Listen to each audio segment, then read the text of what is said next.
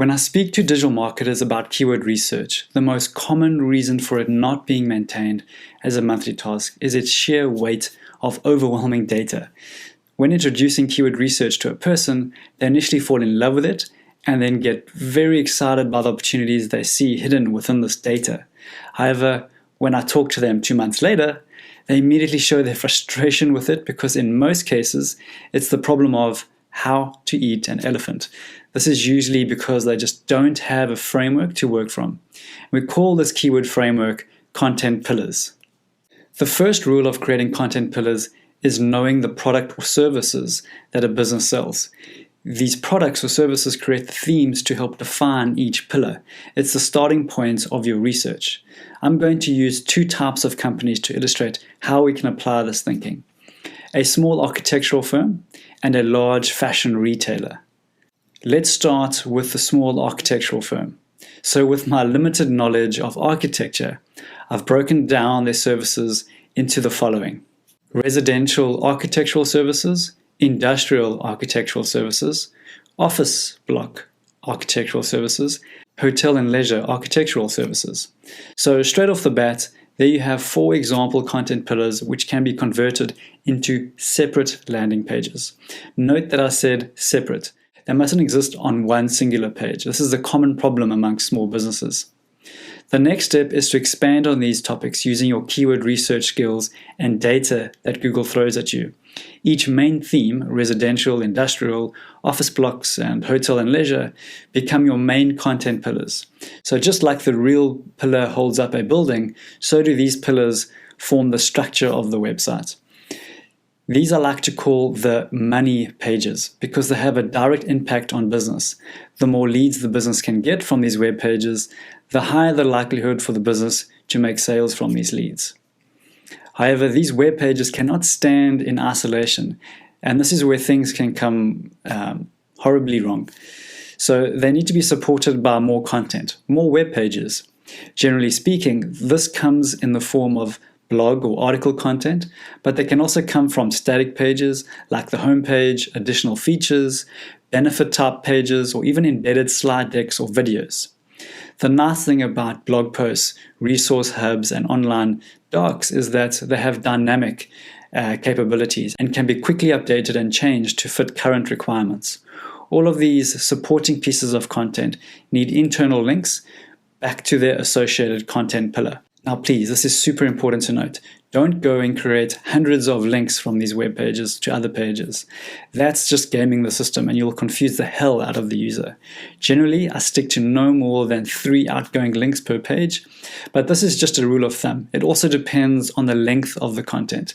If you have a high quality piece of content that has, say, over 1,000 words, then sure, place a few links to certain sections of your website, but do it sparingly and do it in context of what you are saying in that moment of the person reading that content.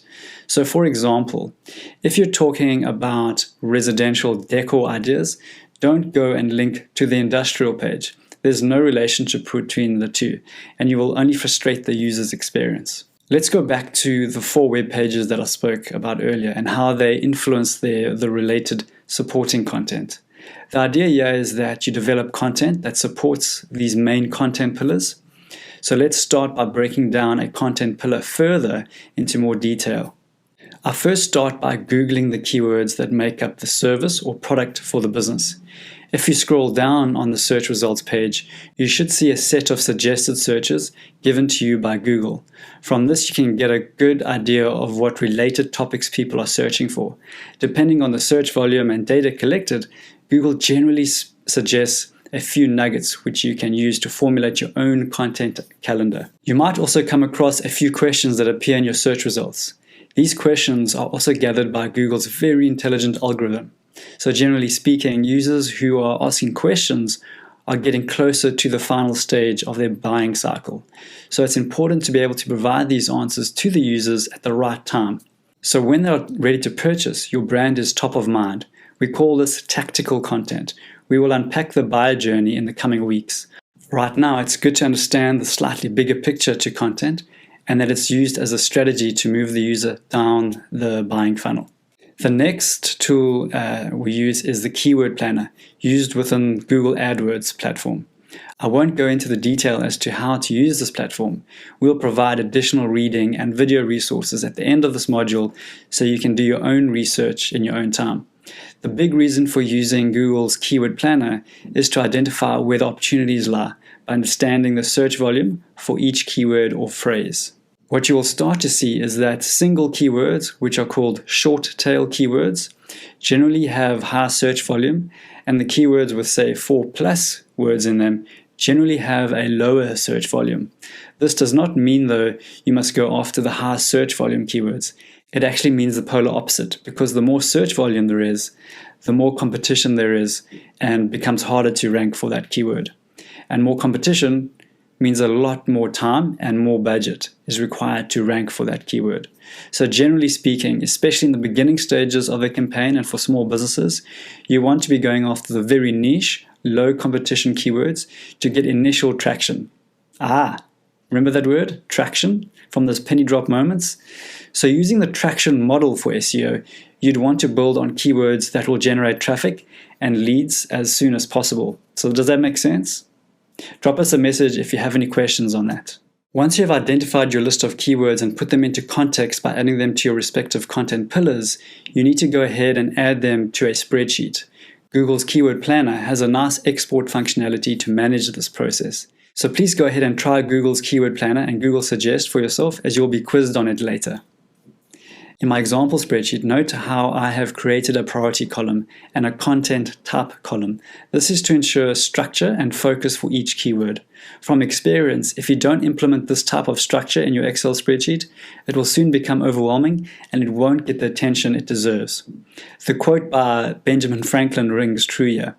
Fail to plan, plan to fail. It is so true. I've also added another spreadsheet which represents an example of a hypothetical fashion retailer. Once you've downloaded it, it will give you an idea of the detail you can go into. This shouldn't stop you, though, from going into more detail. I've seen some spreadsheets from Signpost, our partner agency, who go into a lot more detail. They are pedantic about this stuff, and you can see from their case studies that it works when done properly. But because so often it can become an afterthought, it falls flat and we don't see the growth coming through. So I urge you to go ahead and practice developing content pillars and researching that supporting content. We'll go into more detail around website structure next week. You'll see how website structure and this thing called evergreen content really combine into content pillars, and it's so important. It really requires a lot of thought when planning website builds, especially the more complex ones. If you have any further questions about content pillars, please let us know. This part of our framework can make or break your growth strategy, so it's really important to grasp this methodology.